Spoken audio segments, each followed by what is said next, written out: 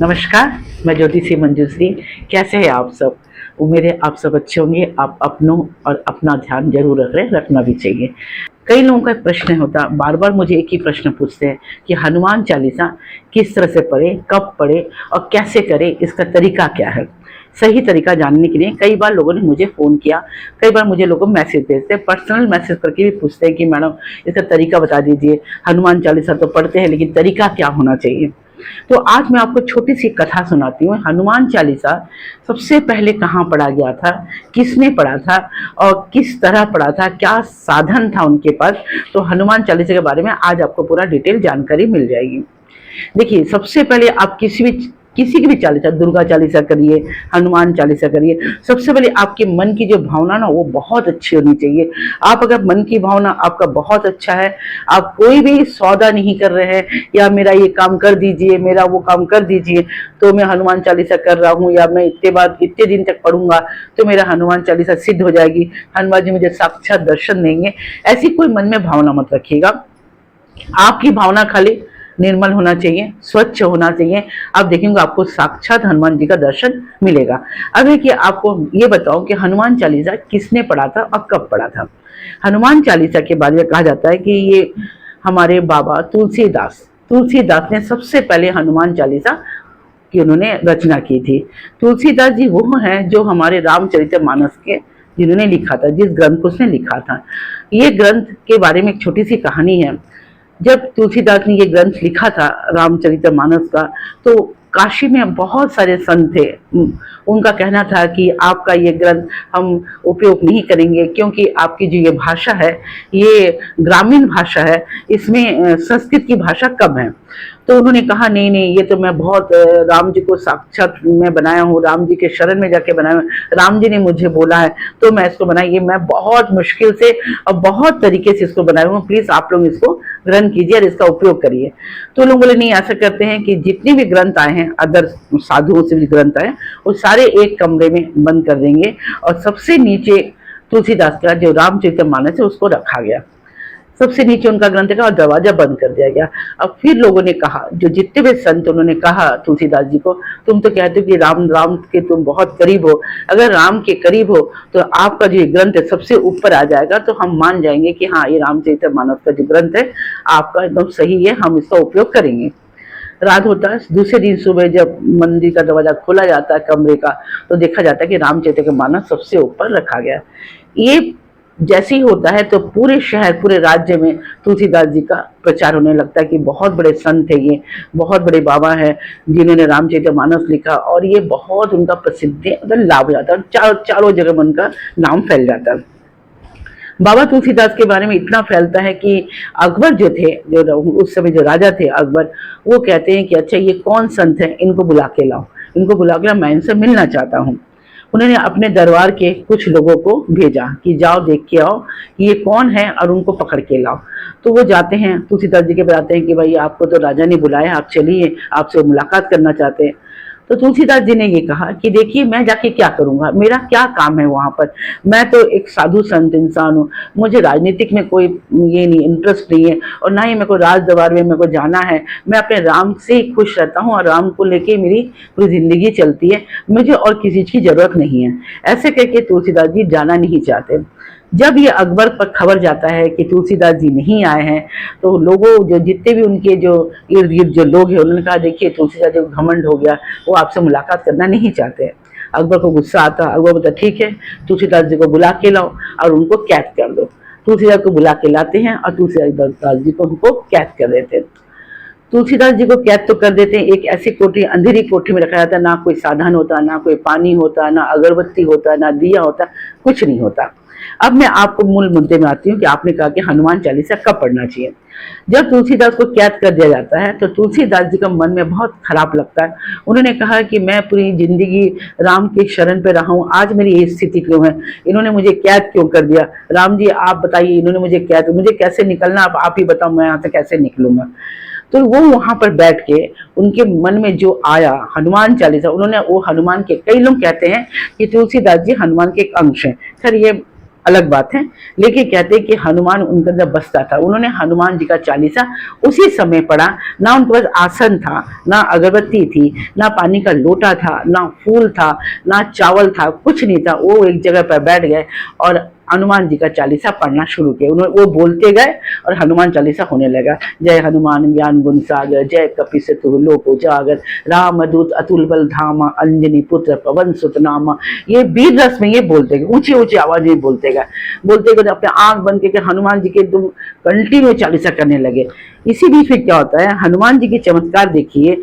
हजार बानर बानर आके अकबर के हवेली पर या उनके महल पर अटैक करते हैं और बुरी तरह से तोड़ फोड़। बानर तो बानर होते हैं, उनका तोड़ फोड़ करना, वो ये तोड़ दे रहे वो तोड़ दे रहे। अकबर कहते कि इतना बानर है मेरे यहाँ पर कहाँ से आ गया, मैंने तो कभी देखा नहीं अपनी जिंदगी में इतने बानर। तो बीरबल कहता है कि अकबर को कहते हैं कि राजा आपने जिनको रखा यहाँ पर, ये एक साधारण इंसान नहीं है, ये बहुत बड़े संत हैं। आपने इसको जो कैद कर करा है, ये राम भक्त है, ये हनुमान जी के ही भक्त है, ये जो हमारे यहाँ पर अटैक किया। फिर अकबर को बहुत मन में लगता है कि नहीं, ऐसा करते हैं कि इनको बुलाओ। उनको बुलाते हैं और बहुत श्रद्धा के साथ उनको सम्मान के साथ उनको जाने देते हैं और बोलते हैं अपने लोगों को, जो उनको छोड़ के जहाँ ये जाना चाहते हैं इनके छोड़कर, उनसे माफ़ी मांगते हैं, अगर मुझसे कोई गलती हुई है तो मुझे माफ़ कर दीजिएगा। तो तुलसीदास जी को छोड़ दिया जाता है। यहाँ से शुरुआत होती है हनुमान चालीसा। तो हनुमान चालीसा करने के लिए आपको कोई विशेष कुछ करना नहीं है, आप चलते फिरते कर सकते हैं, आप ट्रेन में बैठ के कर सकते हैं, आप घर में बैठ के कर सकते हैं, आप रात को कर सकते हैं, दिन को कर सकते हैं। इसका कोई नियम नहीं है। कहते हैं कि हनुमान चालीसा रात को तो और ज्यादा अच्छा है, क्योंकि दिन में हनुमान जी राम के भक्त होते हैं, वो राम की पूजा में विलीन रहते हैं। तो अगर आप रात में भी हनुमान चालीसा पढ़ रहे हैं या कहीं ट्रेन में आप जा रहे हैं, किसी ने हनुमान चालीसा चालू कर दिया, अगर आप सुन भी रहे हैं तो भी आपको उतना ही फायदा होगा। तो हनुमान चालीसा में इतनी ताकत होती है कि आपको इसको हाथों हाथ फल मिलेगा। हाँ, एक चीज मैं आपको जरूर कहूंगी, अगर आप अनुष्ठान कर रहे हैं, किसी चीज का अनुष्ठान कर रहे हैं, तो आपको कुछ नियमों का पालन करना चाहिए। आपको संकल्प लेना चाहिए, आपको हाथ में चावल लेनी चाहिए, एक सिक्का लेना चाहिए, पूर्व करके मुंह बैठना चाहिए और एक लोटा पानी आपको आसन पर रखना चाहिए। और जितने दिन का आप मन्नत मांगेंगे, चाहे 3 दिन का हो, 11 दिन का हो, 40 दिन का हो, 21 दिन का हो, आप हनुमान चालीसा पाठ कीजिए।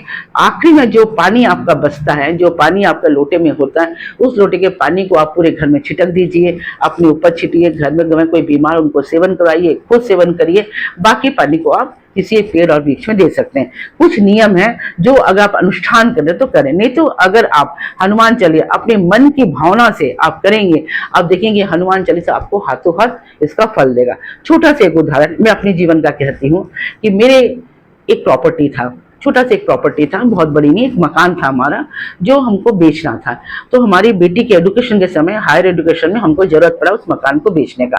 हम बहुत कोशिश कर रहे हैं लेकिन वो मकान बिक नहीं रहा था। जब हम उस मकान पे प्राण प्रतिष्ठा कर रहे थे तो हनुमान जी का हमने एक बड़ा सा फोटो, राम राम लिखा हुआ एक फोटो हम उस घर में टंगाए थे। अब वो लोग आ रहे हैं जा रहे हैं, लेकिन बात हो रही है, लेकिन मकान बिक नहीं रहा और पैसे की हमें सख्त जरूरत है, क्योंकि उस समय एडमिशन कराना बहुत जरूरी था एक अच्छे कॉलेज में। अगर हम एडमिशन नहीं कराएंगे तो बच्चे का वो साल बर्बाद हो जाएगा। तो प्रॉपर्टी का बेचना बहुत जरूरी था। अब बहुत परेशान है, हमने पूरी कोशिश कर ली, वास्तु बहुत सही था, सब कुछ सही था, तो मकान बिक क्यों नहीं रहा। फाइनल होते होते मकान रुक जा रहा है कि मकान बिक नहीं रहा। अब अचानक एक दिन मेरे को सपने में, मैं बोलना तो नीचे, मैं बजरंगबली की उतनी भक्त नहीं थी जितनी काली की भक्त हूँ। माँ काली की मैं बहुत भक्त हूँ, लेकिन पता नहीं बजरंगबली का फोटो मेरे घर में आ गया, मैंने उस घर में टंगा दिया और फोटो बहुत बड़ा था, मैंने उस घर में टंगा दिया। जैसे वो बेचने की बात हुई तो मैंने उस फोटो को लाके अपने घर में रख लिया था, जिस घर में मैं रहती हूँ। मैं अपने घर तो बेचना है तो हनुमान जी का फोटो वहां रख के क्या करेंगे, मैं अपने घर में लाके रख दी और अपने आसन पर रख के धूप अगरबत्ती रोज देती हूँ। तो अचानक मुझे सपने में जो फोटो का मैंने बजरंगबली का फोटो उस मकान में रखा था, मुझे सपने में वही फोटो आया। उन्होंने मुझे खाली एक बात बताई कि तुमने मेरा फोटो वहां से क्यों हटाया, मेरा फोटो वहीं पर रख दो तो देखो कि तुम्हारा मकान बिक जाएगा। अचानक मेरा नींद खुला, ये रात के 3 साढ़े 3 बजे की बात है। नींद खुला तो मुझे लगा ये मैं क्या सपने में देखी, ये मेरे को बजरंगबली बोल रहे हैं कि फोटो वहीं पर रख दो जहां से तुमने फोटो लाया है। तो सुबह उठ के मैंने अपने घर वालों को बताया कि देखिए ऐसी ऐसी बात है, मैंने सपने में देखा कि ये बजरंगबली का फोटो वहां लगा देने के लिए बोल रहे हैं। तो सब लोग बोले नहीं जाओ, अगर तुमने सपना देखा तो फोटो हम वहीं पर स्थापित कर देते हैं। हमने फोटो को वहीं पर रख दिया। आप विश्वास नहीं करेंगे कि मैंने फोटो वो लगाया है, लगा के घर से बाहर निकली, ताला लगा रही थी उस घर में, अचानक पति पत्नी दो व्यक्ति आए और सड़क में घूम रहे थे। उन्होंने मुझसे पूछा क्या ये मकान आप बेचेंगे? मैं बोली हाँ ये मकान तो हम बेचना ही चाह रहे हैं। देखिए हम 2-3 साल से कोशिश कर रहे थे, हमारा मकान बिक नहीं रहा था। फिर अचानक बोले हाँ हम तो खरीदने, हमारे कोई रिलेटिव वो खरीदना चाहता। आप विश्वास नहीं, 7 दिन के अंदर वो मकान बिक गया। उन्होंने फाइनल किया, तुरंत पैसा दिया, तुरंत मकान बिक गया। तो ये एक बजरंगबली का एक बहुत बड़ा चमत्कार है जो मैंने देखा, मेरे जिंदगी का अनुभव मैं आपसे कह रही हूँ। मैंने कुछ मांगा नहीं था, लेकिन हर मुसीबत में, उसके बाद से मैंने हर मुसीबत में मैं बजरंगबली का शरण करती हूँ, उनका हनुमान चालीसा पढ़ती हूँ, तो मुझे इनका फल मिलता है। आपको मैं भी बता दूं कि आप औरत है तो हनुमान चालीसा नहीं पढ़ पाएंगे, ऐसा कोई नियम नहीं है। आप हनुमान जी कहाँ से जन्म लिए? अपनी माता से, वो भी एक औरत थी, तो वो उनके लिए हर एक औरत, हर एक लड़की, हर एक विधवा औरत बोलिए, कोई भी बोलिए, उनके लिए वो माँ है, वो माँ के रूप में वो देखते हैं। तो अगर आप उनको अपने बेटे के रूप में स्वीकार कर रही हैं तो बजरंगबली देखेंगे कि आपको हाथों हाथ फल देगा। आप करके देखिए, बहुत छोटी सी चालीसा है, आप पढ़िए, चलते फिरते पढ़िए, छोटा से एक कवच, 40 का कवच मिलता, अपने पर्स पर रखिए, जहां आपका मन करता वहां बैठ के पढ़िए। आप देखेंगे कि आपका हर काम सिद्ध होगा, हर काम आपको महसूस होगा कि हर आपकी जीवन की रूपरेखा बदल जाएगी।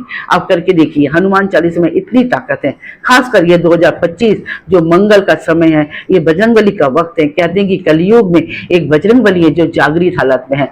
आपको बजरंगबली के शरण में रहना चाहिए और ये समय हमेशा कुछ मत मांगिए, उनको सब कुछ मालूम है।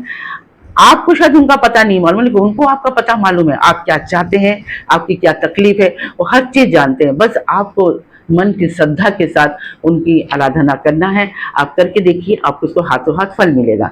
अगर मेरा चैनल आपको अच्छा लगता है तो एक सब्सक्राइब जरूर कीजिएगा, लाइक कीजिएगा, शेयर कीजिएगा और मुझे लिखिएगा कि आप किस तरह का वीडियो पसंद करते हैं। मैं कोशिश करूंगी उसी तरह का वीडियो आप लोगों के पास लाऊं।